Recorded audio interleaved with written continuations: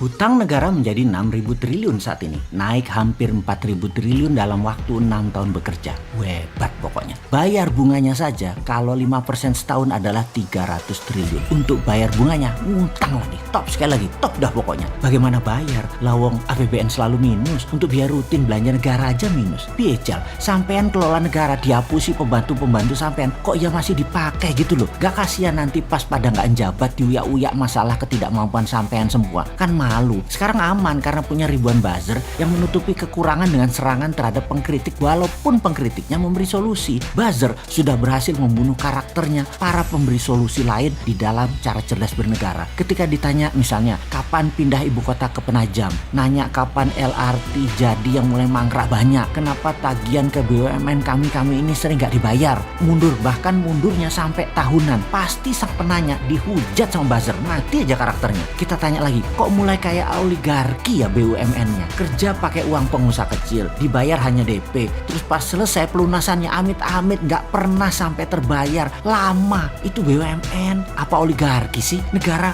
ngutang terus lagi solusinya saat ini di dalam APBN. Lalu supaya nggak ngutang, mulai ada wakaf tunai berbungkus syariah, dan yang jadi pengurus syariah adalah mereka yang dekat istana yang akan digadang jualan dirinya untuk bisa jadi presiden di 2024. Yang tujuannya adalah siapapun pejabat saat ini nantinya di tahun 2024 ketika nggak ngejabat, di mana temennya nanti yang menjabat, mendaratnya supaya mulus atau soft landing. Jadi ketika tidak menjabat nanti hidup mereka enak, supaya kegagalan masa lalu di cover sama pejabat nanti yang memang orangnya mereka juga. Jadi sudah harus didesain walaupun masih 4 tahun lagi siapa nanti calon pengganti mereka. Seru ya. Dan mulailah dengan menggunakan pencitraan wakaf tunai dan syariah dan pengurus-pengurus, yaitu lihat yang digadang saat ini adalah yang selalu dapat pekerjaan berlapis-lapis agar terlihat berprestasi dengan berbagai fasilitas. Dalam hal wakaf tunai, ekonomi syariah, nama Erik, Sri Mulyani, Puan dimainkan. Lalu nama pejabat seperti Erlangga dan beberapa pemain lain adalah mereka yang akan digadang-gadang di 2024. Ini semua dikaryakan. Ini bagi rakyat.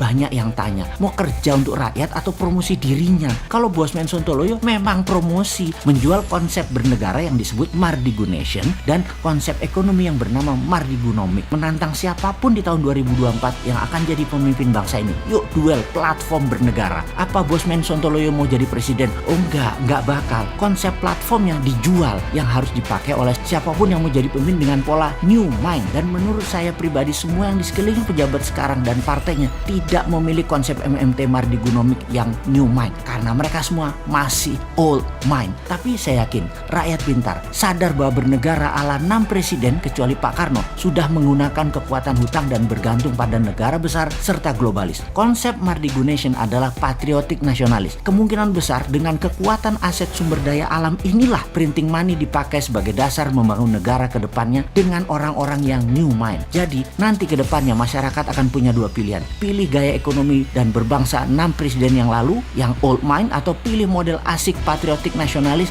yang menjadi platform Bung Karno namun versi new mind. Tahun 2024 adalah tahun digital politik. Kuatlah kalau lewat udara Mardigunation ini. Masih 3 tahun lagi melawan pejabat sekarang, siapa yang bisa menang dalam kenyataannya? Mardigunation memprediksi ekonomi syariah, wakaf tunai, BUMNisasi, SWF versi ngutang yang sekarang digarap tidak akan membuat ekonomi terbang, bahkan tidak akan membuat Indonesia menjadi berdaulat. Bukan pesimis, bukan ngeledek, tapi karena orangnya ya dia lagi, otaknya all mind dan grand plan-nya tidak membumi. Wah, salam dah.